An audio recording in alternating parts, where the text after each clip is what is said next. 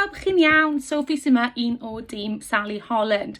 Mae hi nawr yn fis Tachwedd, ac hawl mis Tachwedd ydy hawl ac erthygl 19, eich hawl chi i gael ei gadw'n ddiogel.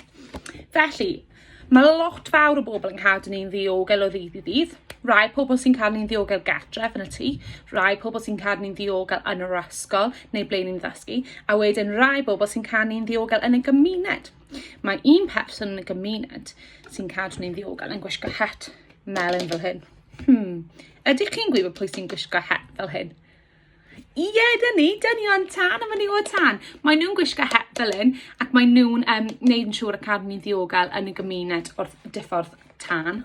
Iawn, pwy sy'n gyrru car gyflym fel hyn ac yn cadw ni'n ddiogel yn y gymuned? Ydych chi'n gwybod?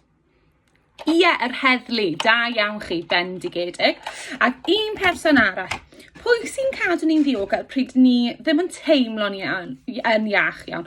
Pen tos, bol y tos, falle bod chi'n sili ac wedi torri asgwrn. Pwy sy'n cadw ni'n ddiogel wedyn? Ie, na ni, doctorion a nyrsys. Ffantastig, da iawn chi. Beth am i chi fynd i wisgo lan fel rai o'r cymeriadau a phobl yma a meddwl am fel maen nhw'n cadw ni'n ddiogel?